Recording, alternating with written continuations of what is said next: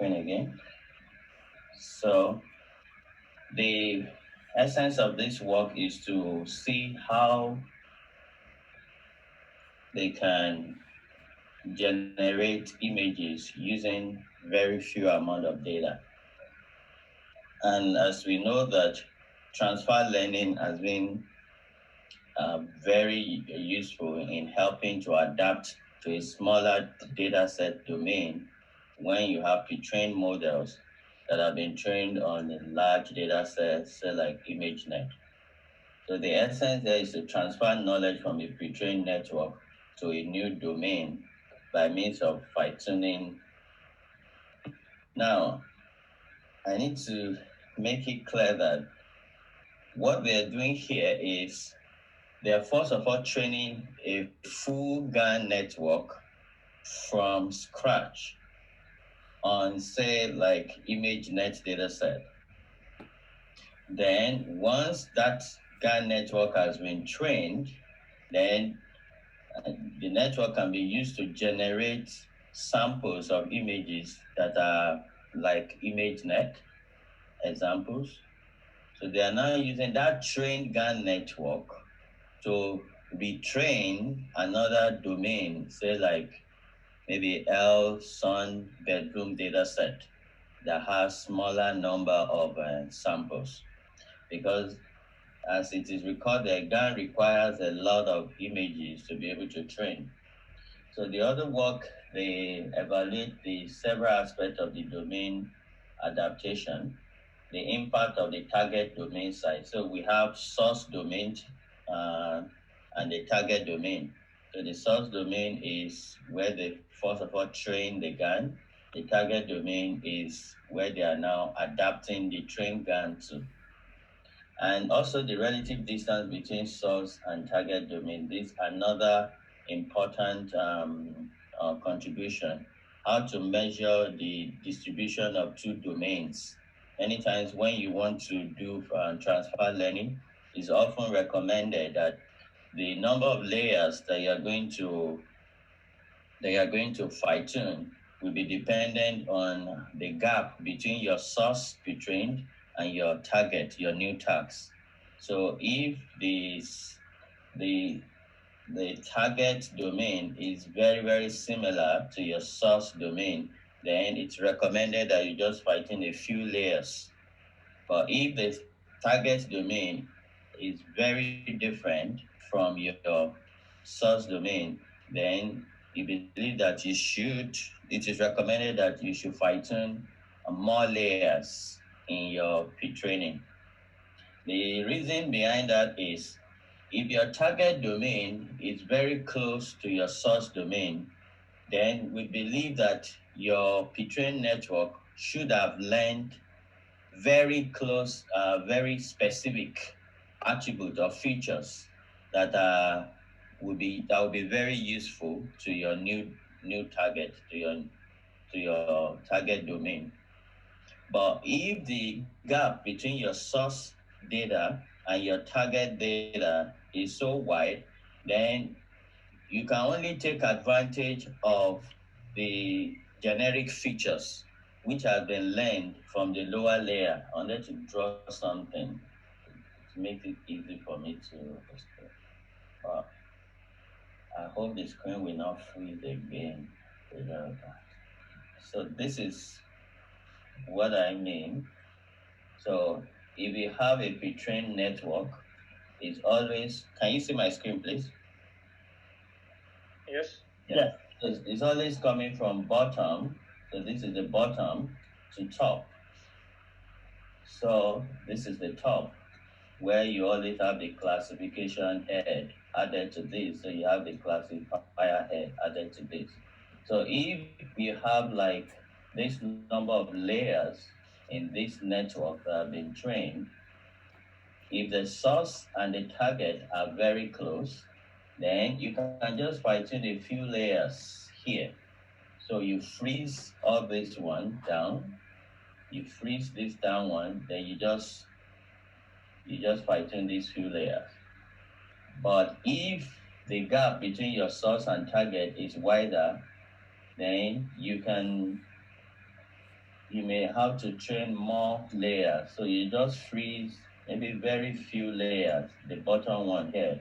You just freeze this because the bottom layers are learning the specific, sorry, the generic features of images like the edges or features or contours, things like that. But the top layers will be learning things that are specific to that particular domain. Okay. Okay, I need to close it a bit. Okay, good.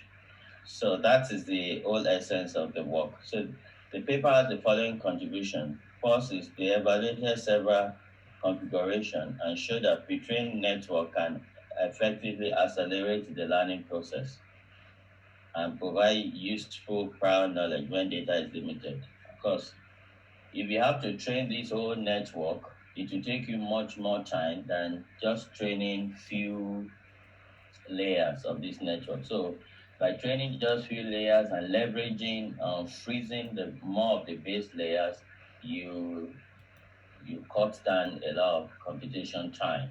So it accelerates the learning process. Two, they study the relation between the source and the target domain, how it impacts the result. So then discuss the problem of choosing a suitable pre-trained model. That's one of the challenge, uh, essentially in deep learning or training, doing fine tuning. You don't really know what metrics that you need to use to be able to select a particular pre-trained model. So a model can be trained on, say, ImageNet or Microsoft Coco or other data set. So how do you actually decide which pre-trained model to use? Then they evaluate the transfer from unconditional GAN to conditional GAN for two commonly methods. So we understand what conditional GAN is. Let me quickly do a brief explanation of that. So in the unconditional GAN, we have two loss functions that that we're trying to optimize. So you have the mean and the max. So in the generator is trying to minimize the function, while the discriminator is trying to maximize the function. And the function in the unconditional GAN is that the discriminator is taking an x, which is the real sample, while the generator, okay, while at the same time the discriminator is also taking the output of the generator, which is fed with z, which is the noise. Okay, so then you just put the cross entropy loss, the log likelihood. So this is a paraphrase of what the optimization for the unconditional GAN is. But for the conditional GAN, the difference is now that instead of just having uh, the discriminator just taking the x, this is conditioned on the label y. And this generator, instead of just taking a random noise, is not taking a conditional noise that is conditioned on y. So where y is the label, such that your GAN will be able to generate a specific class of your data set. Say, for instance, in fashion MNIST, you have shoes, you have shirt, so you can condition your GAN to generate images that are just different kind of shoes, things like that. Okay, so let's go down. This is just the this is WGAN, this is a Western GAN objective function. Now they use the featured inception distance to measure the similarity between two sets. And they also use the independent Western as well for evaluation. So we approximate between two data sets. So these are the two metrics that they use to measure the the how similar two dataset distributions are. One of the things I thought about is why cooler KL divergence is not being used to measure this how similar two distributions are, since KL divergence is always meant to help to know how similar, how close is one distribution to another distribution. That's something to discuss. So transferring GAN representation to study the effect of domain transfer on GAN, and they did their implementation on this SELIC A data set and all of that. So let's go to some of their results here. I want to look at this one first. Here in figure 2, when they train the network, the GAN network from scratch, you can see at 1000 iterations, you can see that this is not too clear. But when they train the network, so they are training the GAN on this target data set, which is L-Son bedroom data set.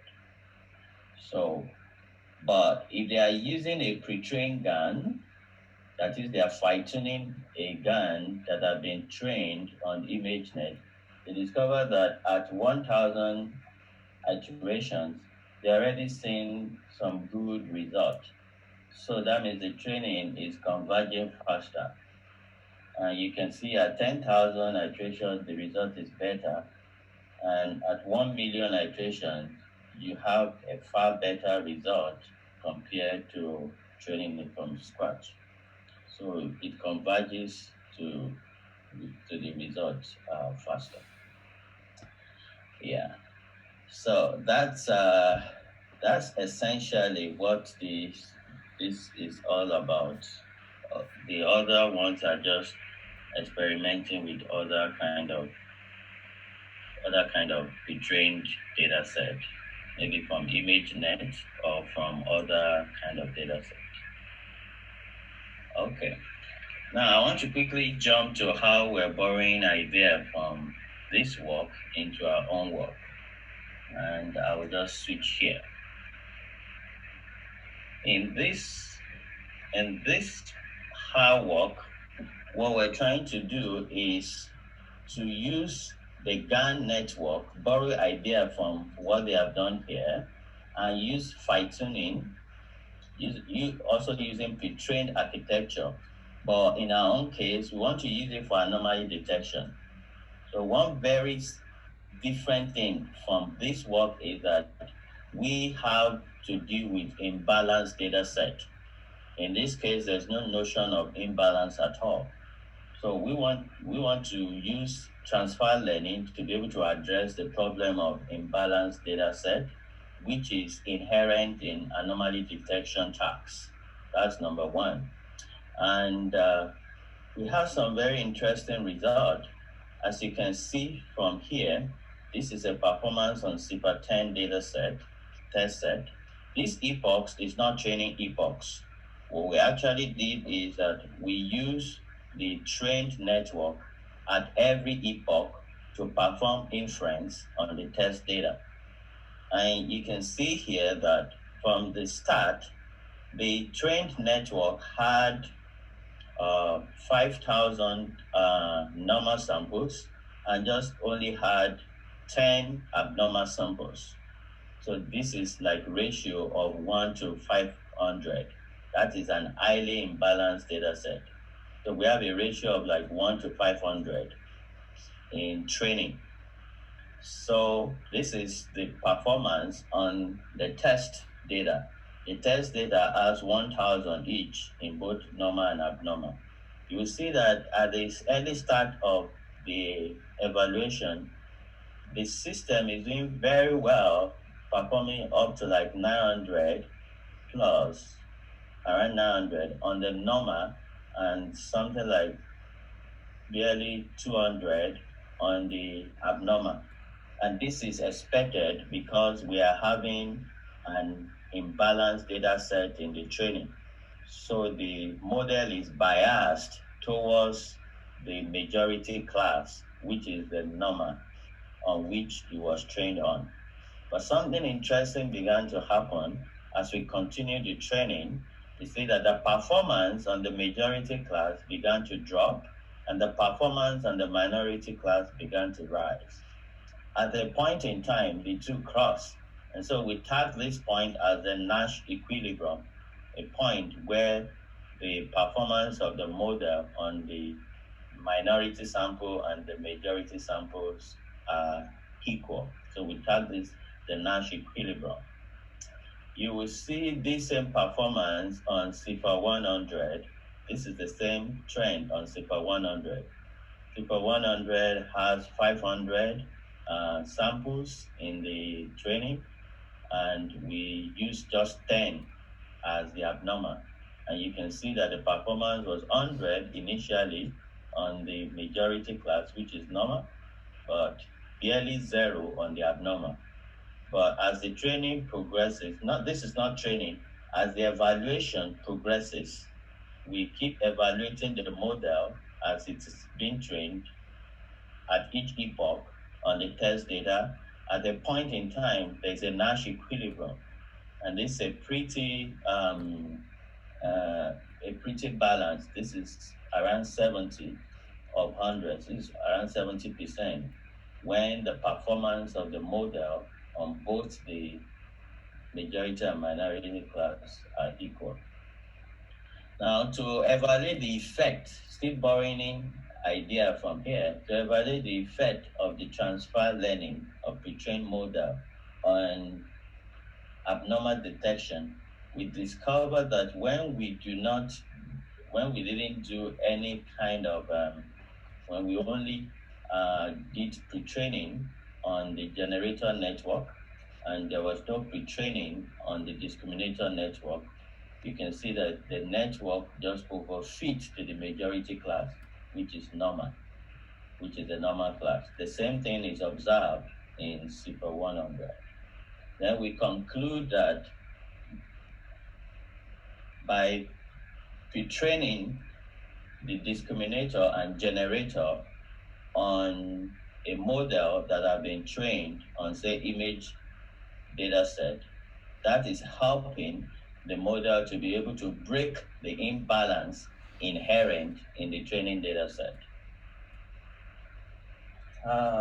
So, in conclusion, in this work, the conclusion is that first, they were able to prove that transfer learning can be applied to generate features for images with GAN, and that it's helping to be able to have faster convergence when you use a pre-trained models than when you don't use a pre-trained models.